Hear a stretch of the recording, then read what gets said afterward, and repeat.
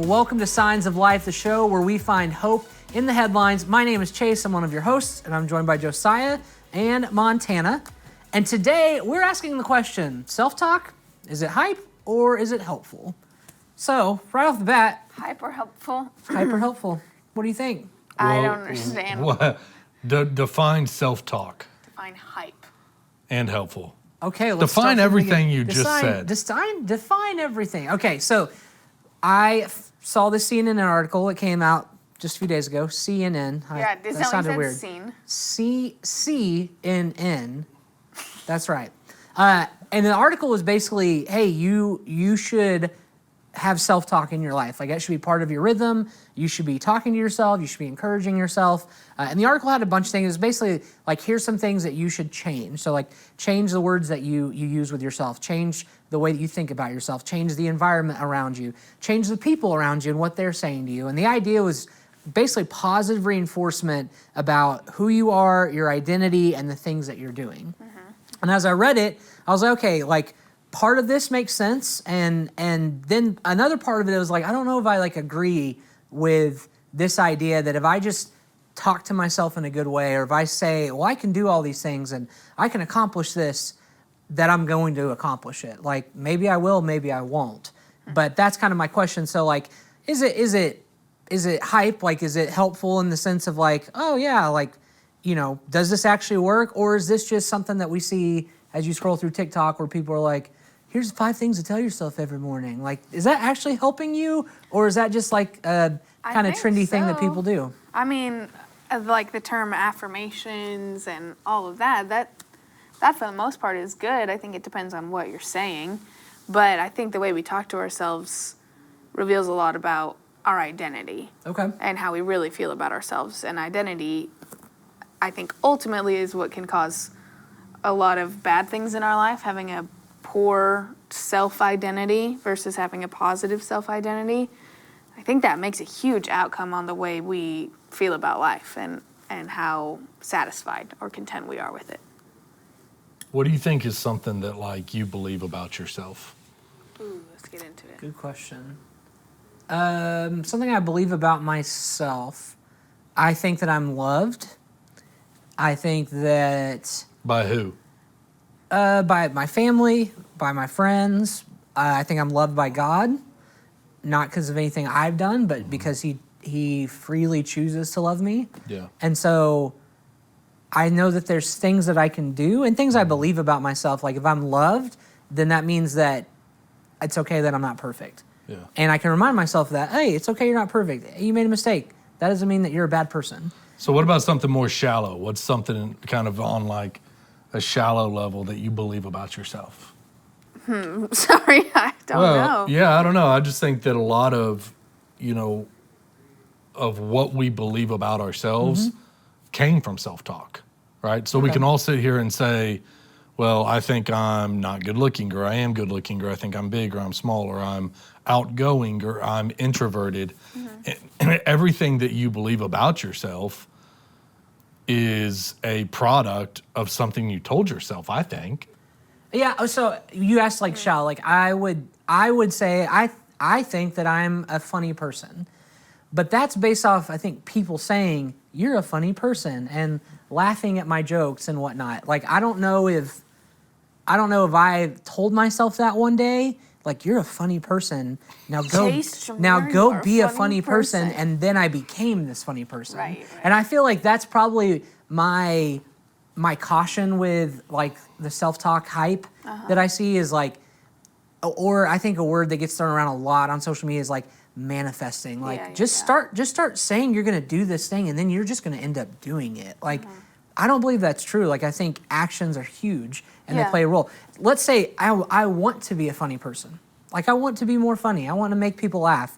Okay, that can be something I say, but I've got to follow that up with, okay, well, maybe I should, this is so silly, but like, I should learn some jokes. Like, maybe I'll go to a comedy class. Maybe I'll whatever, so that I can learn to bring joy and laughter to people. Yeah. I think you can learn that, but I don't think just saying that all of a sudden I'm going to manifest or like this supernatural things just going to be created inside of me. Sure. That I'm going to become what I say that I'm going to become. Yeah, I agree with you to an extent, but we have talked a lot about identity, and like I'll keep saying it again, but I think that self-talk, self-image, at the end of the day, all comes down to identity. So when we talk about identity, I know that me and you have personally had this debate on whether your identity comes from what others have said about you or what you believe about yourself. And I think that you are on the side of, I mean, you have to believe it about yourself. You have to truly believe that you are loyal, you are a good friend. It's not just the culmination of what others say about you. Mm-hmm. So, I don't know, that feels like that's self-talk then to me. And I would say, like, based off what you're saying about identity, I think, obviously it's very important, like, to know your identity, to know who you are. But I think that comes from a place of something that's already been, like, decided almost. And so, like, personalities or skills, those are things not decided. Like, those can grow and, you know, change. And, you know, something traumatic happens in our lives, our personality will change. But, like, at the root, like, of who you are, like, the source of your life and who you are, like, I think that those things are things that we learn, but they're known and they're, like, they're truth, they're fact. Like, this is who I believe that I am. And so when I have self-talk, it's not foundationless. Like, it's based off of what I believe is true. And so to me, that's when I think, sure, self-talk can be helpful when it's reminding me of something that I have learned, or it's based off of reminding me of what I know is true. See, I would disagree with you because I think the only reason you think something is true is because it started with self-talk, because it started with words. Okay. All of the truth that we believe came from somebody speaking that truth that we chose to believe in. Right. And so I don't know if there is anything that is something that anything that we believe about ourselves that just is. It just is is, uniquely it's just true. uniquely, it just is. It is what it is. Like, you know, I'm just a funny person. That's just my personality. That all came from either you telling yourself you were going to be funny and you are a funny person, or somebody else saying that you're funny and you're a funny person. You're saying that what you believe about yourself, you've learned from what someone has told you. Correct. Yes. And I agree with that. Like, I didn't decide to be funny. I may have done some things and people said you're funny. And so I can take that personality trait on of like, oh, I'm a funny guy. So then my I'm gonna question keep is, doing if those there's things. that much power in our words or in somebody else's words, why would there not be that much power in our own words to ourselves? That's good. You know, it's like, what people say about you and what people label you, we can all agree has tremendous power over our lives. And so why... You think your words are more powerful or can be than others? Yes. I think they are, but I think we have convinced ourselves that they are not. I think we have, because of the culture we live in, I think we've convinced ourselves that other people's words are more powerful than ours, which keeps us from...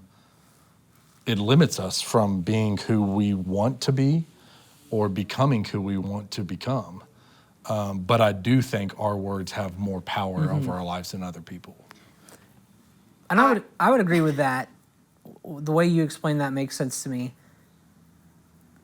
I think what those words are, like going back to my thought on the self-talk deal, what those words are, though, that can be powerful have to be based off of truth and based off of...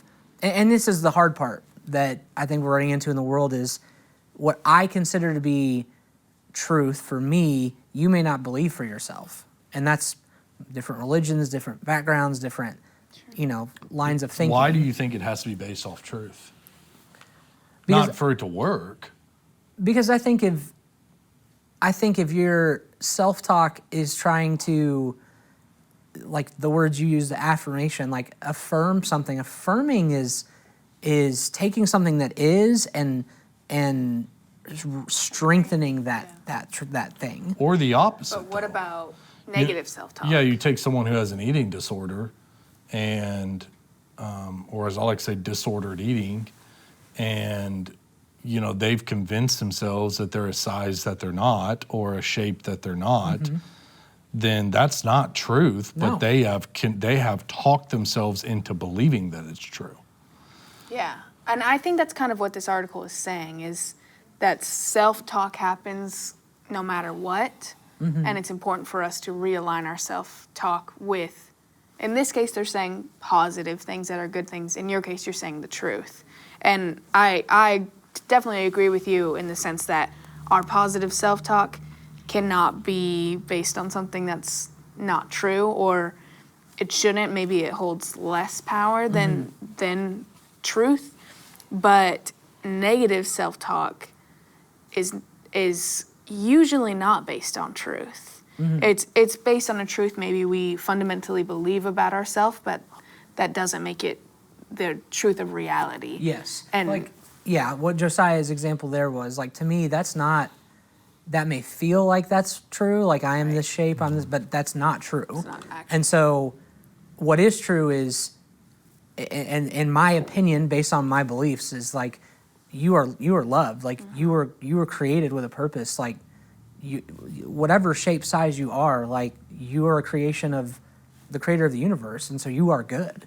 And that's why I'm saying, like, to me, that's true. So if my self-talk is based off of that, like for that person, like and I'm an outside source to that person, but like my encouragement would be based on that fact, not based on, the feeling that day, because that's always going to change, or based on, to me, like you said, those thoughts, like those are negative and those are not true. Yeah. And so it's probably the type of self-talk or the subject of self-talk maybe that determines those things, because you're right, like the things we may think about ourselves that are true are probably not. Yeah. Like, especially when they're in the negative, I think. Yeah. And we get there because of things that happen. Right. We have crisis, we have, traumatic things, we fail at something. It can be as simple as that. And then these things build, shame builds. And so then we do build a false narrative that has sometimes taken such a root that we're like, well, no, that's truth. And it's not. Yeah, I'm gonna say something.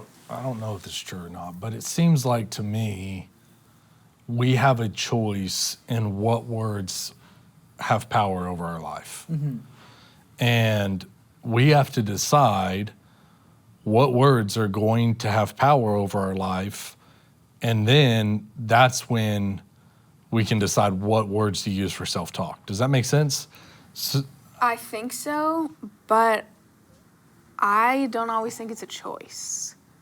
I think that there are a lot of things that inhibit our ability to choose the truth over, really choose believing the truth over believing other things in terms of self-talk. So like when you brought up trauma and shame, those things, like trauma alters your brain, literally alters the way that memories have affected you in the past, the way that things moving forward will affect you. And it can be really harmful in how we're viewing ourselves. And the baseline of most traumatic experiences, really the baseline why people can't get past a traumatic experience is because at the root of that, they believe that it's their fault, or that they've caused it, or they should have known better. I shouldn't have gone back to this or done this again. And this negative self-talk becomes so much of their reality that they can't choose to believe the truth. They can't wake up one day. Maybe they can.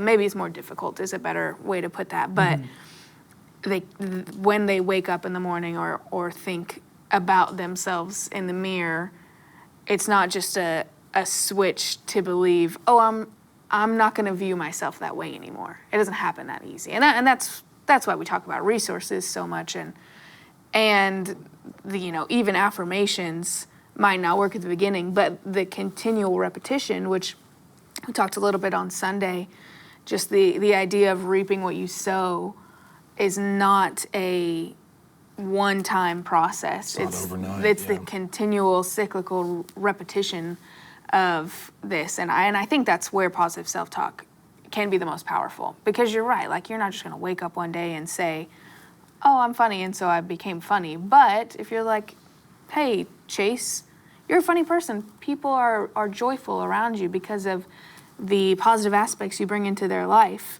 The more you repeat that, the more you believe it. And we talk about the 40 I ams and all those other true statements about ourselves, but I don't think it just happens one time.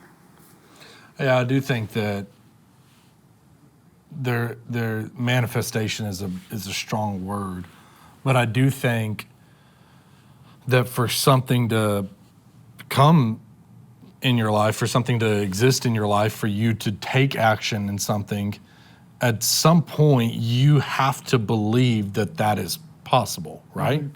And so it's not that everything you believe is possible is going to manifest in your life, but the things that do manifest in your life, you have to believe that at some point, right?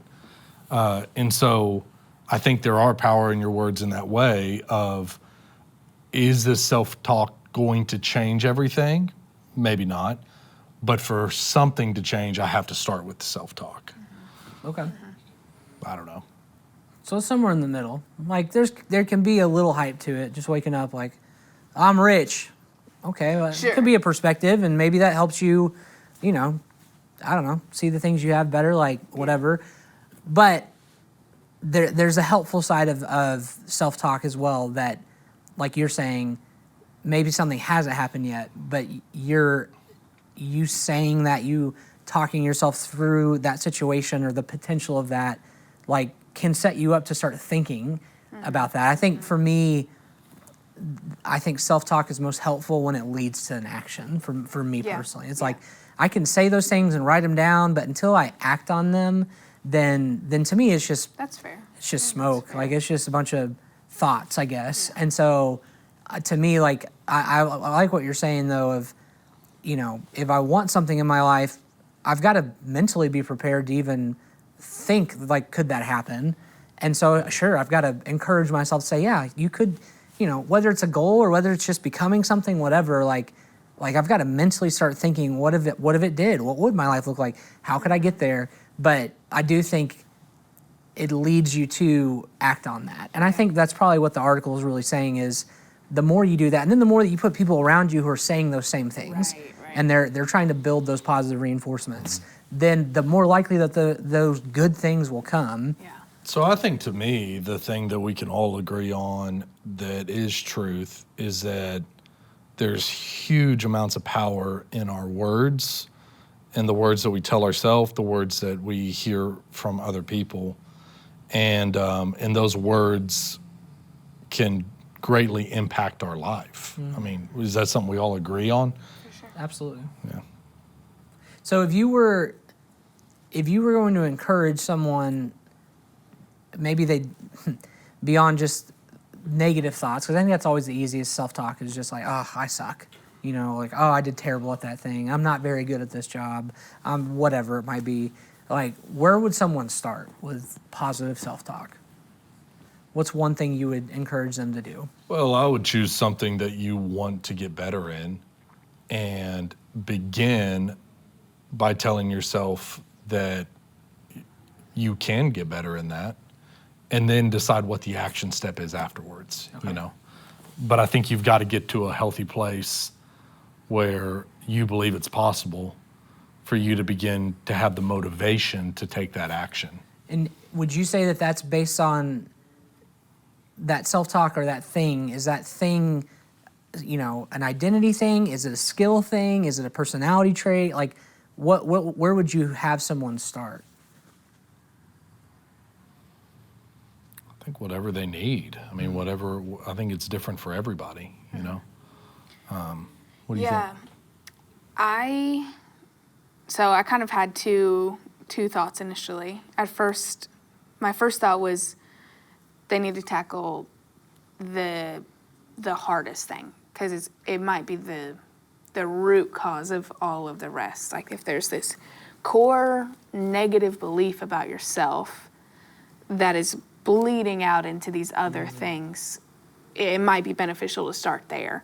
And that, I think, comes down to identity, and it's usually pretty basic, like kind of these basic fundamental fake beliefs, like I am not loved, or I am not deserving, I'm not worthy, those cause all the things. So then it bleeds into maybe more personality. Oh, well, I'm not that smart. Like, I'm not really that smart, or I'm not good at making friends. Like, you Yes. don't really want to be with me because, Yeah, at my because core, I'm I believe not loved. I'm not loved. Yeah. So on the one hand, I think start there.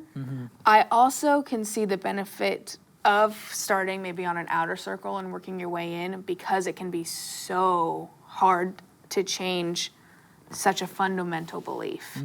And the process and the work that takes into it can be discouraging, I think, because it doesn't happen overnight. And so it can be a little discouraging to start, okay, right away, tomorrow morning I'm going to wake up and say, Montana, you are loved. But I'm not going to believe that right away. There's been years and years of this built up belief that I'm not. So it's not going to change. But maybe if I start with, oh, you know what, you did good at your job the other day. That one thing that you accomplished, that was good. Like, be proud, live in that moment, and then, work your way into that center. So, I mean, I could see it's probably a bit of a personality, decision to make on if you're just going and doing all the hard work. It's actually funny. I was listening to this podcast that was saying, it was specifically talking about therapy and the benefits of therapy, which we've talked about hundreds of times.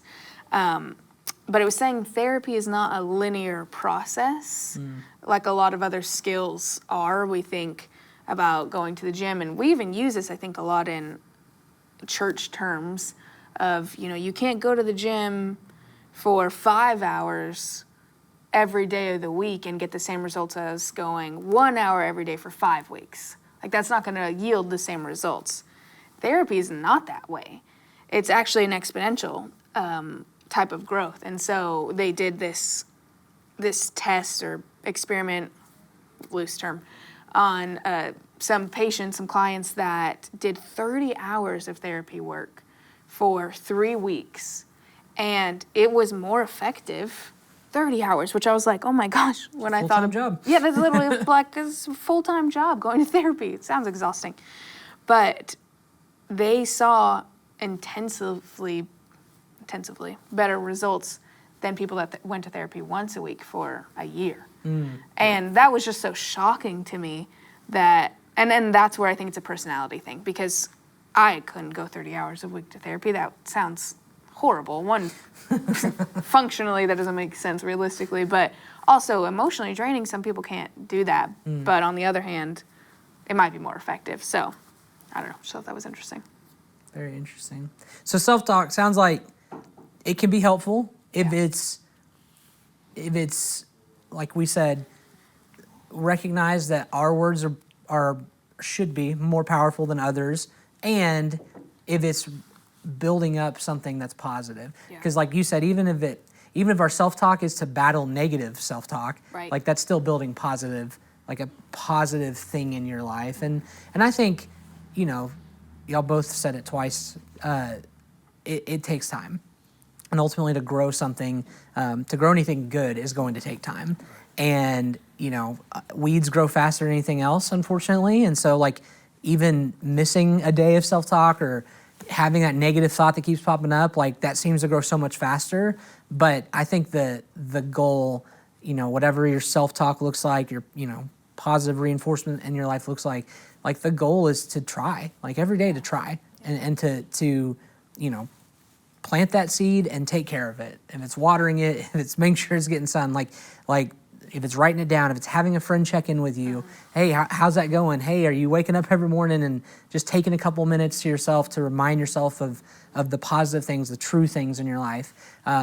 That to me is going to yield those results. And like you said, maybe for some people it's a week. It's a week of like taking extra time to really dig in and get those things planted. But no matter what, like even beyond that week, like it's consistency over time for the rest of our life. And that's what's going to grow good fruit in our life. And it's going to, I think like you talked about, it's going to transform our life to become the person, the people that we want to be. And that's a good place to be. Well, thank you for joining us for Signs of Life. Make sure you subscribe. If this episode was helpful, share it with someone, and we'll see you guys next week.